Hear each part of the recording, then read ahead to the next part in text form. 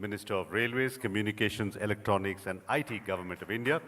Mr. Vaishnav, may I request you to say a few words to our audience.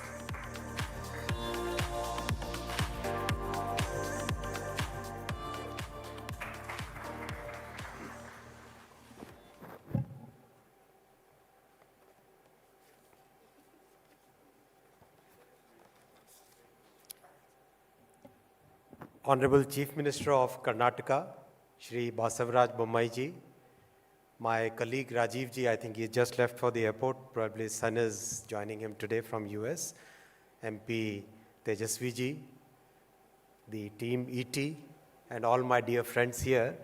At the outset, let me first congratulate you for making India proud. This is the group which today is talked about all over the world.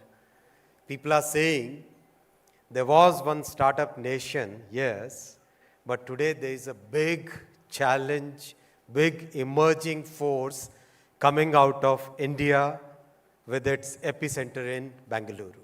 So big congratulations to all of you. Friends, I thought that I'll not talk about what you have achieved. That's your achievement. That's the way last 7 years an ecosystem has been built. That's the way the vocabulary has changed. That's the way the culture has changed. Today entrepreneurship, startup, bootstrap, these have become common lingo. College students want to do something which will make a big difference in people's lives. That's a total fundamental change in the way our country is governed, the way our society thinks. And that's your achievement. That's where we have contributed from the government. But I won't take too much time on that. I'll focus on 5 big opportunities, 5 areas in which a whole series of opportunities will come in the coming months, weeks, years, where you can add your brain power, your enthusiasm, your commitment, your innovative mind. What are these 5 areas? First and foremost is 5G. You are aware the country started on 5G, but because of the pricing issues, 5G could not take off when it was supposed to take off. But in parallel, what happened is what is more exciting. What happened in parallel is Prime Minister Modi ji, he gave a target to all of us, said that, okay, fine, 5G rollout is one big thing.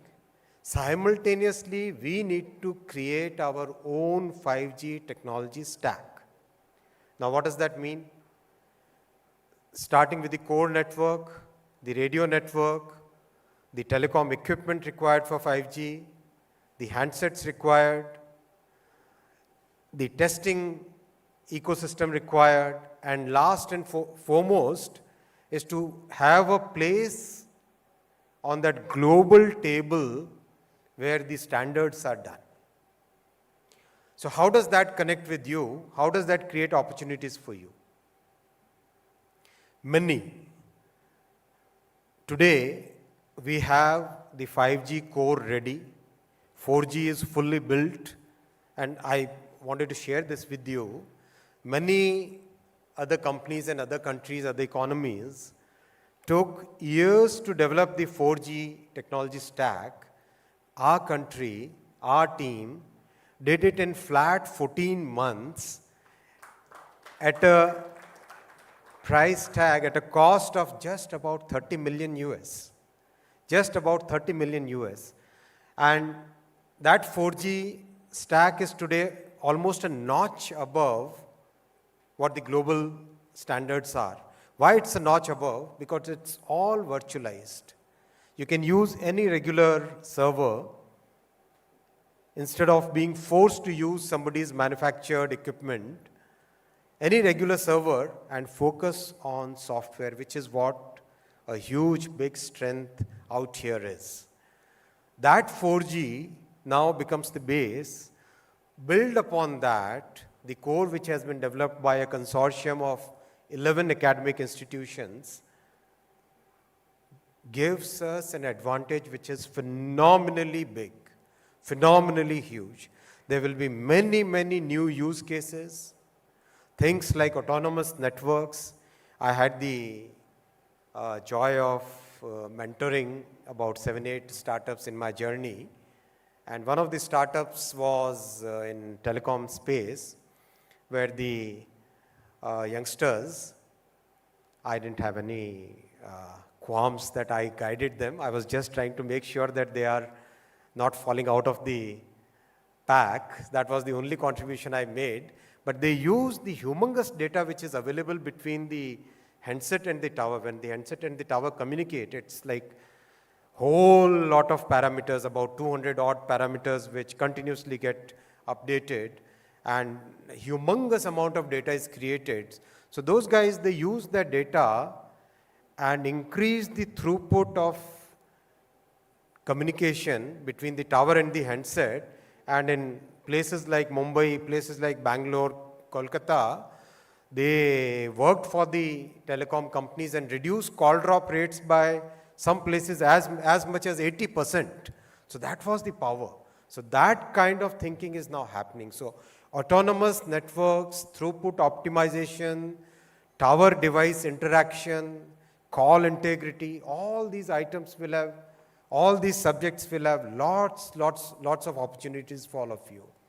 Machine to machine interaction, the IoT space, will become reality when 5G comes. Backhaul, another startup from Bengaluru, they have come up with a solution which is phenomenal. You don't need fiber. The Giga Mesh, I believe they are called. They call their solution Giga Mesh, Gig Mesh. Using certain spectrum bands, you can have gigabits, Gbps speeds of data transfer. So that kind of innovation will have a lot of space when 5G comes. Data compression algorithms will be in great demand. Virtualization will become a major thing for startups to put your brain and make sure that my Professor Sadgopan is sitting here. Vanakkam, sir. Professor Sadgopan taught me at IIT Kanpur. Lots of space for routers. Then cyber security will become a major source of opportunity for all of us. So for startups, with 5G coming, there will be huge set of opportunities where you can put your brains, put your innovative hat, and make sure that lots and lots of new use cases, lots of new solutions come. That is first. Second was about the public digital platforms. The largest public digital platform that all of you have used and many of you have built your companies around that, the UPI and the Aadhaar authentication network.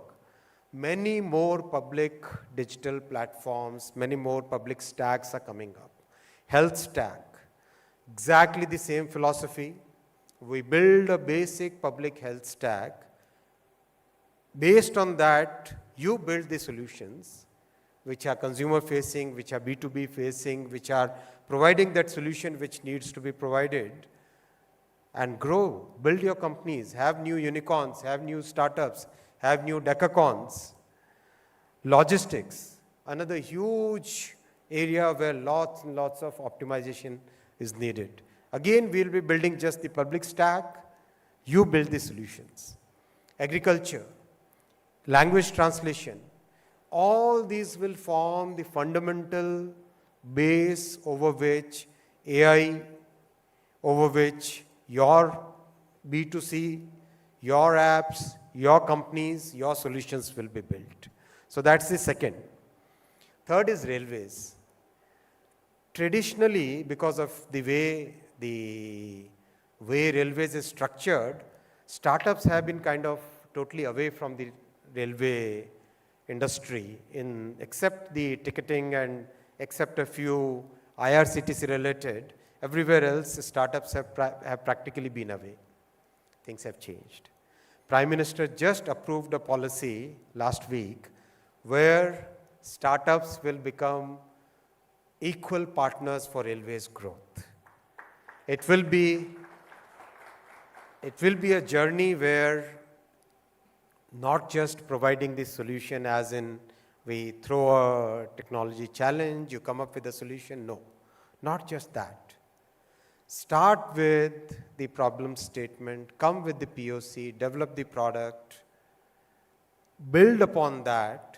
We will guarantee you investment during your development phase. We will guarantee you buying that product and building your business during that most difficult phase of startup journey. We'll make sure that you become part of the ecosystem. You develop the solutions for India, take it abroad. Huge transportation market is there. It's more than about $2.5 trillion all over the world. That's the kind of opportunity which is there, which will open up. We hope to bring out the first few challenges in the coming weeks itself. Not more than 35 days, as I can promise you. Be ready for it. It's going to be very good challenges, very exciting challenges, and challenges which will give you excellent visibility of revenue, excellent visibility of technology deployment, at least for the first 4 or 5 years, which is what any startup would aspire to. These challenges will have heavy dose of technology. These won't be pure connecting with the customer types, but heavy dose of technology will be there. So look forward to, stay tuned. Within next 20-30 days, you should listen to, you should have those things in front of you. That was third, railways. Fourth is about semiconductors. We all know between the 3-4 cities, Bengaluru, Hyderabad, Chennai, some parts of Delhi and Gurgaon, practically there are about 40,000 odd design engineers for semiconductors. And they are creating patents for all over the world, all the big companies. Our semiconductor policy, which got published on December 15th last year, has a very major component for design-led manufacturing and design-linked incentive. We call it DLI. So those of you who have not looked up, please look up the website of semiconductor policy.